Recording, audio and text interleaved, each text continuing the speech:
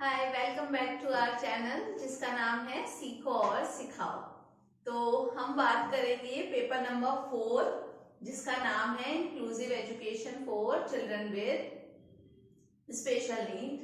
तो इसकी यूनिट 1 है इंट्रोडक्शन टू इंक्लूसिव एजुकेशन और यूनिट 1 जो है इंक्लूसिव एजुकेशन की जिसकी सब यूनिट है 1.4 जिसमें हम 3 एक्ट के बारे में बात करेंगे। SSA, IEDSS, RMSA।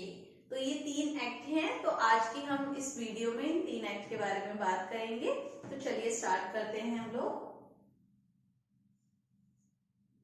तो सबसे पहला एक्ट हमारा है SSA यानी सर्व शिक्षा अभियान। तो सर्व शिक्षा अभियान क्या है? सर्व मतलब सबके लिए शिक्षा का अभियान चलाया गया, तो उसको हमने बोला सर्व शिक्षा अभियान।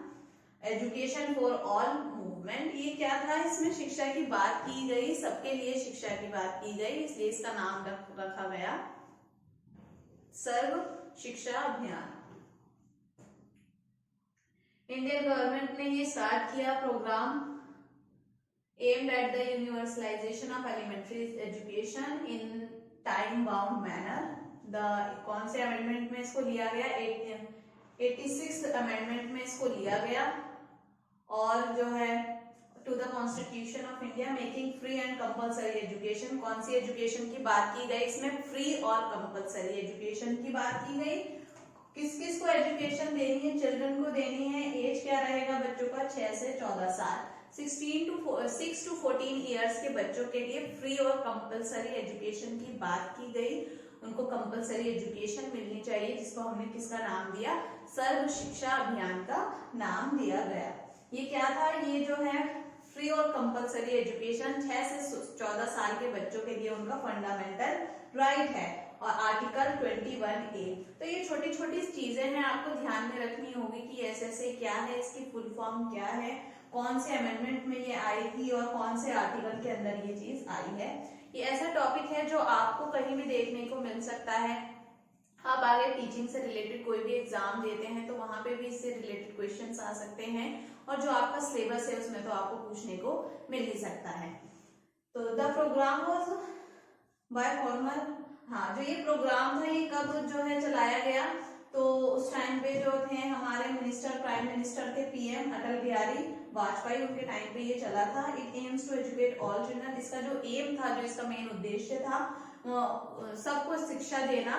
और उनका एज ग्रुप क्या था? 6 to 14, 6 से 14 साल के सभी बच्चे को शिक्षा देना। 2010 यानी 2010 तक जो है ये जो अभियान चलाया गया था, इससे 2010 तक सभी बच्चों को शिक्षा देना जिनकी उम्र 6 से 14 साल की है।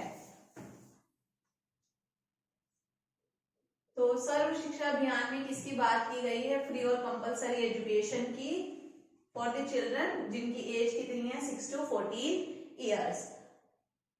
एलिमेंट्री एजुकेशन, कौन सी एजुकेशन देनी है उनको? एलिमेंट्री एजुकेशन, पहली से लेकर 8वीं क्लास तक की फ्री और compulsory education. An attempt to provide an opportunity for improving human capability to children through provision of community on equality education। पहले क्या होता था? बच्चे स्कूल नहीं जाते थे, देखने को मिलता था कि बच्चे स्कूल नहीं जा रहे हैं, टीचर्स नहीं पढ़ा रहे हैं या जो भी था। तो एक अभियान चलाया गया जिसमें बोला गया कि फ्री और कंपल्सरी एजुकेशन दी जाएगी सभी बच्चे को जिनकी उम्र है 6 से 14 साल की, पहली क्लास से लेकर 8वीं क्लास तक के लिए। तो वहां से क्या देखा गया कि सभी बच्चे स्कूल आने लगे, जो है बच्चों का स्कूल में आने की जो अटेंडेंस थी वो इंक्रीज हुई, एडमिशन जो है ज्यादा से ज्यादा होने लगे। तो ये एक अभियान चलाया गया था सबके लिए। To bridge the gap of gender and social category found in elementary education and improving the quality of learning. Learning की क्वालिटी को इम्प्रूव करने के लिए अभियान चलाया गया। और जो डिस्क्रिमिनेशन पहले होता था जेंडर को लेके, इन सब चीजों को खत्म करने के लिए अभियान चला गया एजुकेशन फॉर ऑल, यानी किसी भी जाति के आधार पर, किसी भी रंग के आधार पर, किसी भी आधार पर आप भेदभाव नहीं कर सकते, सभी को समान रूप से शिक्षा पाने का अधिकार है। ये बात किसने कही? सर्व शिक्षा अभियान ने कही।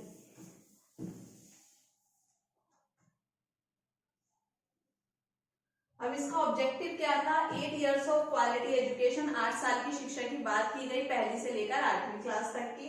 To fill the gap between region and gender equality, यानी जो भेदभाव पहले होता था जेंडर के आधार पर, लड़का लड़की का भेदभाव, वो बिल्कुल खत्म कर दिया गया, उसको इम्प्रूव किया गया, उस गैप को फिल किया गया। Maximum community participation through education, यानी पहले जो है सबको इंक्लूड नहीं किया जाता था शिक्षा में, ये अभियान चलाया गया तो सबका इंक्लूजन हुआ, उसमें सब लोग इंक्लूड हुए, तो उनकी जो पार्टिसिपेशन था वो इंक्रीज हुआ। To develop values through education, values जो है डेवलप की गई एजुकेशन के थ्रू।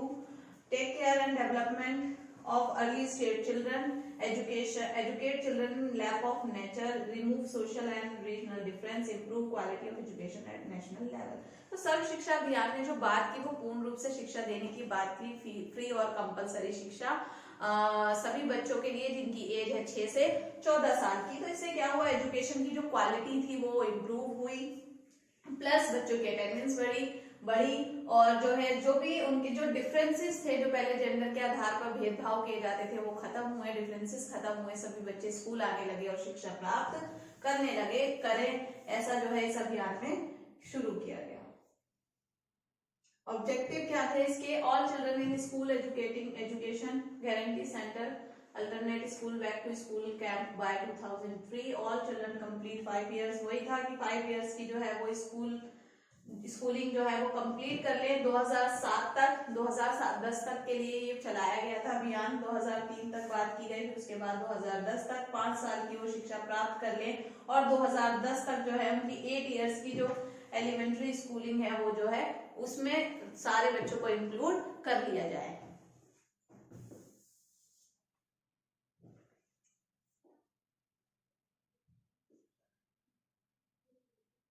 अब ये क्या था इसके अंदर, सर्व शिक्षा अभियान एंड एजुकेशनल फैसिलिटीज, क्या क्या फैसिलिटीज इसके अंदर दी गई, जो टीचर और स्टूडेंट रेशो था उसकी क्या बात की गई, 1:1, यानी एक टीचर पे 40 बच्चे, एक क्लास में ज्यादा से ज्यादा 40 बच्चे रहेंगे और एक टीचर रहेगी।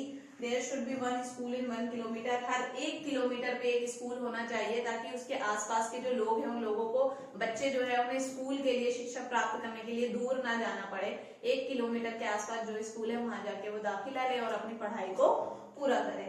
SSA policy draw the direction of the formulation of classroom formulation पे बात की गई।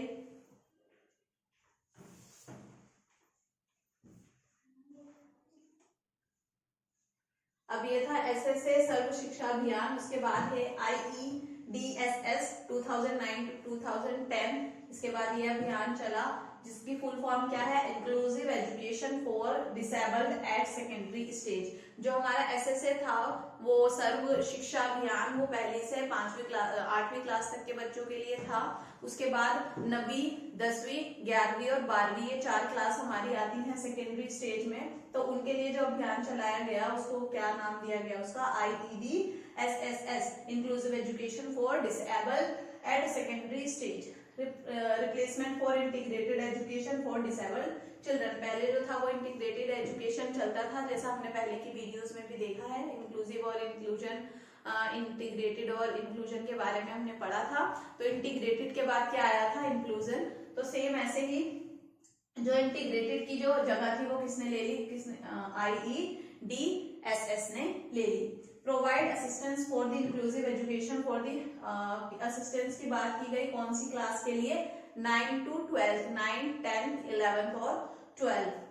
एम क्या था, enabling all differently able student to pursue further 4 years. अब क्या था कि पहली से 8वीं तक की शिक्षा प्राप्त करने के बाद जो है बच्चे स्कूल छोड़ देते थे और स्कूल नहीं आते थे, तो बाकी के 4 साल का क्या, उनकी पूरी एजुकेशन कैसे कंप्लीट होगी, तो उसके लिए ये अभियान चलाया गया सभी बच्चों के लिए, जिसमें 4 साल की जो उनकी स्कूलिंग है सेकेंडरी स्टेज की वो कंप्लीट की जाए। 8 इयर्स ऑफ आफ्टर, मतलब 8 साल की जो उनकी जो थी उसको कंप्लीट करने के बाद बाकी की 4 साल की पढ़ाई भी वो पूरी करे।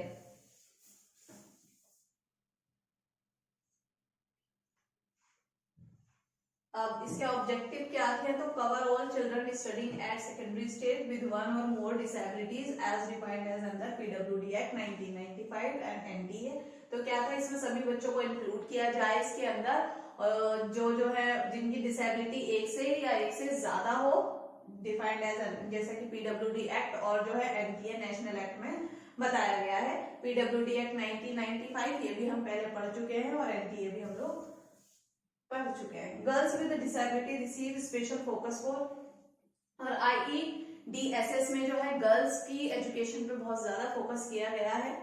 तो उसमें था कि गर्ल्स पे जो है ज्यादा ध्यान जाए, गर्ल्स विद डिसेबिलिटी, और जो है वो अपनी आगे की सेकेंडरी लेवल की जो उनकी एजुकेशन है उसको कंप्लीट करें और जो है आगे की पढ़ाई को अपनी जारी रखें। इस चीज पे इस पे बात की गई है। Setting up of model inclusive school, जो है इंक्लूसिव स्कूल्स का सेटअप किया गया, उसकी स्टार्टिंग हुई।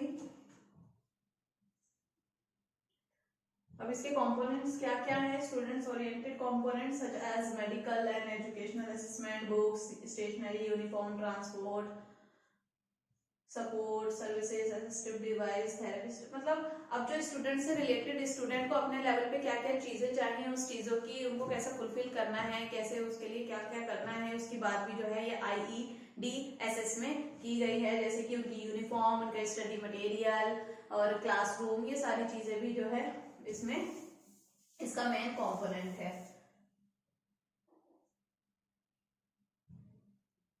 Student oriented component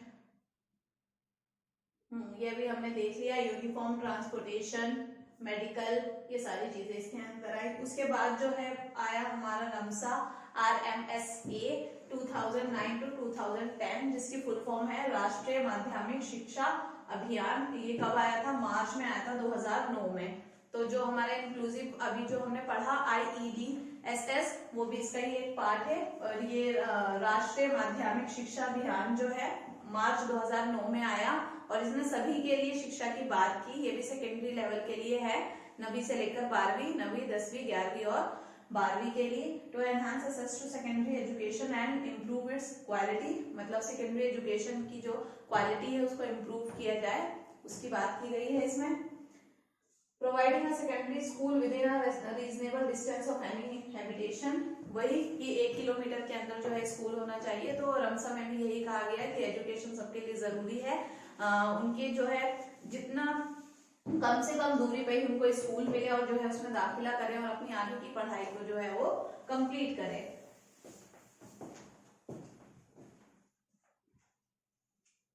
improving quality of secondary education, इसने क्या किया? सेकेंडरी एजुकेशन की क्वालिटी को इम्प्रूव किया, इम्प्रूवमेंट की बात की गई।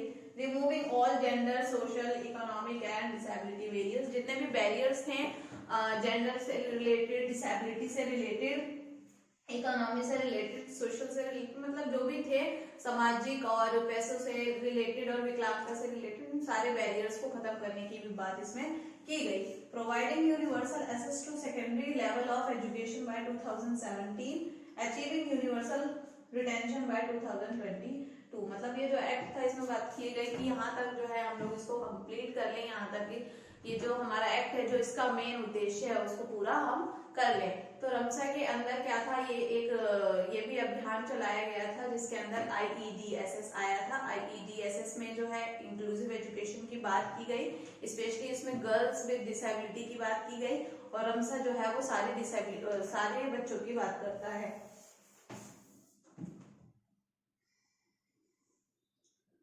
Important physical facility provided under scheme RMSA. इसमें क्या क्या फैसिलिटीज दी जाएंगी? Classroom, laboratories, libraries, arts and craft room, toilets, drinking water provision. ठीक है, पहले पानी वानी की व्यवस्था नहीं होती थी, स्कूल की हालत बहुत खराब रहती थी, तो इन सारी चीजों को जिसकी वजह से लोग जो है स्कूल नहीं आते थे, बच्चों को पेरेंट्स भेजते नहीं थे, लड़कियां नहीं आती थी, टॉयलेट नहीं होता था, तो इन सब चीजों को इम्प्रूव किया गया, ये सारी फैसिलिटीज ठीक कराई गई ताकि जो है बच्चे देखें और स्कूल आए, जिससे जो है उनके अटेंडेंस बढ़े और जो है वो शिक्षा को अपनी पूरा कर पाए। Important quality intervention provided under the scheme. अब ये था एडिशनल टीचर्स जो है एडिशनल हो, और जो रेशो रहा है वो 30:1, यानी कि एक टीचर पे मैक्सिमम 30 स्टूडेंट्स हो, उससे ज्यादा ना हो, ज्यादा से ज्यादा 30। Focus on science, math, English education, और कौन कौन से एजुकेशन पे फोकस किया गया? इसमें साइंस, मैथ और इंग्लिश पे। In service training of teacher, science laboratories, ICT enable education, curriculum reform, teaching learning reforms, मतलब इन सारी चीजों की बात की गई। इन सारी चीजों में काम करना चाहिए, करिकुलम्स में, टीचर्स में, ये सारी चीजें इसमें इंक्लूड की गई। जो मेन सब्जेक्ट इसमें रहे हैं, किस किस पे फोकस करना है, साइंस, मैथ और इंग्लिश में। और जो एडिशनल टीचर्स का जो रेशो है वो क्या है, 30:1। अब important equity intervention provided under, अब इस रमसा के अंदर क्या है, special focus on in micro planning पे फोकस किया गया। प्रेफरेंस टू आश्रम स्कूल्स फॉर अपग्रेडेशन, जो आश्रम स्कूल थे उनमें सुधार किया गया, उनको बढ़ाया गया, उनकी गुणवत्ता में सुधार किया गया। Preference to areas with concentration of SC ST minority for opening of schools, यानी उस स्कूल में ज्यादा, उस एरियाज में ज्यादा से ज्यादा स्कूल ओपन करे जाएं जहां पर माइनॉरिटी जो है हमारे रहते हैं, जैसे SC ST हो गए ये सब। अगर उनकी जनसंख्या वहां पे ज्यादा है तो वहां पे ऐसे एरिया में स्कूल्स ओपन किए जाए ताकि वो लोग भी स्कूल में आए, एडमिशन लेवल जो है अपनी पढ़ाई को पूरा कर सकें। Special enrolment drive for the weaker section, more female teacher, ज्यादा से ज्यादा फीमेल टीचर्स की प्लेसमेंट हो स्कूल्स में। Separate toilet blocks for girls, girls के लिए अलग टॉयलेट्स बनाए जाए, ऐसा ना हो कि बॉयज और गर्ल्स जो है एक ही वॉशरूम यूज कर रहे हो, सेपरेट जो है वॉशरूम उनके लिए बनाए गए, टॉयलेट्स बनाए गए। आज के स्कूल में भी आप लोग ये चीज देख सकते हैं कि गर्ल्स के लिए अलग वॉशरूम होता है और बॉयज के लिए अलग होता है।